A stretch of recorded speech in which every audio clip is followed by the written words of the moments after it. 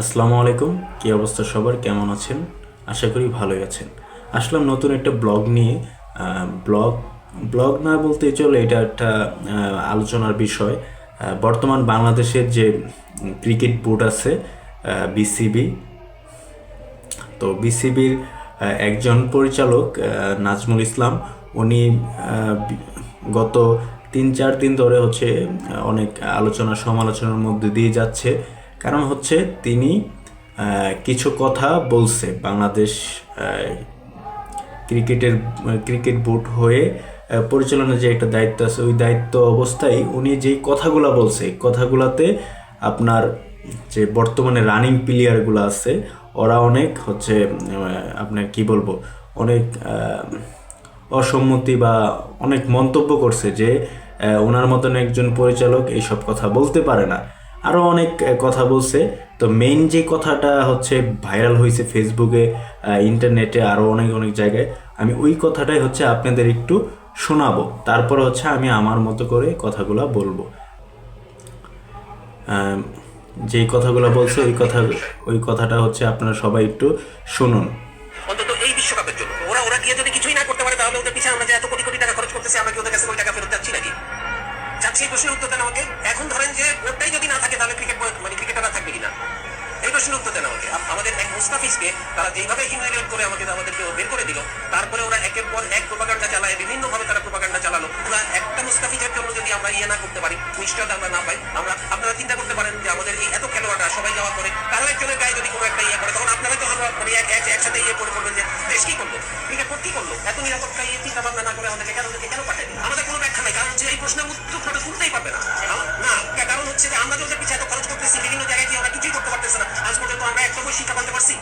কোনো একটা জায়গায় আমরা কতটুকু কি করতে পারছি? আমরা তাহলে তো প্রত্যেকবারই আমরা বলতে পারি যে তোমরা খেলতে পারো না, তোমাদের পিছনে যা খরচ করছি এটা আমরা তোমাদের কাছ থেকে আমরা নিতে থাকি।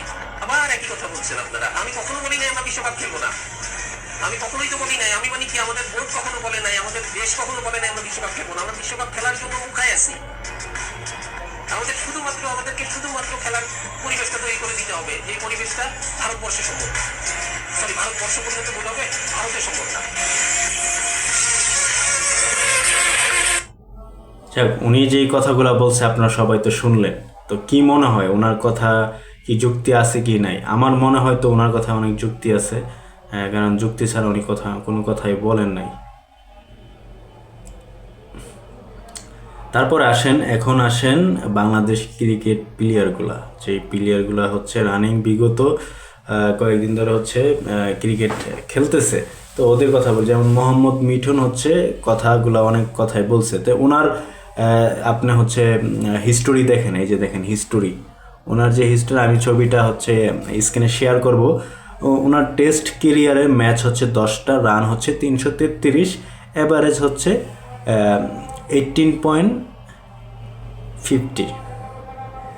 তারপরে হচ্ছে ওডিআই ম্যাচ খেলছে 34টা, রান হচ্ছে 714 রান, অ্যাভারেজ হচ্ছে 27.46। টি-20 ম্যাচ খেলছে 17টা, রান হচ্ছে 127, অ্যাভারেজ হচ্ছে 10.58, স্ট্রাইক রেট 93.38। তো এই প্লেয়ার যদি এই কথাগুলো আপনার হচ্ছে এই অবস্থা হয়, সে যেই সব কথা বলছে, আসলে কি ঠিক? আসলে বয়কট করা উচিত ওরই। কারণ হচ্ছে শুধু নেতৃত্ব দিলে হবে না, পিসের কাহিনী জানতে হবে। এই যে দেখেন, উনি হচ্ছে একদম ফ্রন্ট পার্টে সবার সামনে এসে কথাগুলো বলতেছে। তো উনি কি কথা বলবে, এটা আপনারা সবাই হচ্ছে ধারণা করতেই পারেন। 12 বছরের কেরিয়ারে ক্রিকেট কোনো সংরক্ষণ, মানে ওনার যে কি বলবো, 100 রানের কোনো দেখায় নাই, মানে 100 রান করতেই পারে নাই। মিঠুন চক্রবর্তী বা নাকি মিঠুন, ওর নাম মিঠুন, যাই হোক, আমি ওনার নামও জানি না, ক্রিকেটকে বয়কটের ডাক দিলেন। তো কারণ বাংলাদেশের খেলা আগে দেখতাম, প্রচুর খেলা দেখতাম, এখন দেখি না, কারণ হচ্ছে ওদের খেলা দেখে তো লাভ নাই। তো ওদের নিয়ে হচ্ছে ফেসবুকে ট্রোল হচ্ছে, এই দেখেন কত পরিমাণে ট্রোল হচ্ছে ফেসবুকে। যেই ট্রোলগুলো হচ্ছে মানে বলার মতো না। তো আমরা চাই যে বিসিবির পরিচালক নাজমুল ইসলাম থাকবে, দেখি কে তাকে তাড়ায়। আমাদের একটাই দাবি, বিসিবির পরিচালকের দায়িত্বে নাজমুল ইসলাম থাকবেই। যাই হোক, আমি আর কথা বাড়াবো না, কারণ আমি স্ক্রিনে অনেক কিছু শেয়ার করব, তখন আপনারা বুঝতে পারবেন যে বাংলাদেশের কি অবস্থা। যাই হোক, সবাই ভালো থাকবেন, সুস্থ থাকবেন। যাওয়ার আগে একটা কথা বলে যাই, যদি বিসিবি থেকে নাজমুল ইসলাম চলে যায়, তাহলে বাংলাদেশ ক্রিকেট বোর্ডকে আমরা বয়কট হিসেবে ডাক দেবো, কারণ আমরা চাই না এত ভালো একজন মানুষকে বিসিবি থেকে তারা। আসলে তো সত্য কথাই বলছে উনি, যে এই এতগুলা যে বিশ্বকাপ যে খেললো বাংলাদেশ, কোনো অর্জন আছে? অর্জন নাই। অথচ তারা বাংলাদেশ ক্রিকেট বোর্ড থেকে যা নেয় তার 1% তো দেয় না। দেখ, বাংলাদেশকে কিছু অর্জন দেখ, বাংলাদেশকে একটা পর্যায়ে নিয়ে যাক, কই কোনো তো নিয়ে যায় না। তারপর একটা দেখেন সাউথ আফ্রিকা, জিম্বাবুয়ে, কতগুলা দেশ আছে, ওরা তো ওরকম কোনো অর্জনই নাই। মানে জিম্বাবুর জায়গা হচ্ছে দুইটা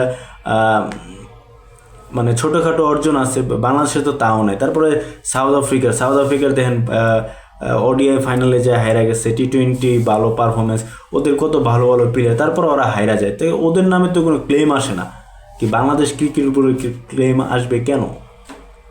যাই হোক, আমার কথা বলা আসলে কি ভালো না খারাপ, এটা আপনারাই তদন্ত করবেন। আমি আমার এই কথা এখানে শেষ করলাম।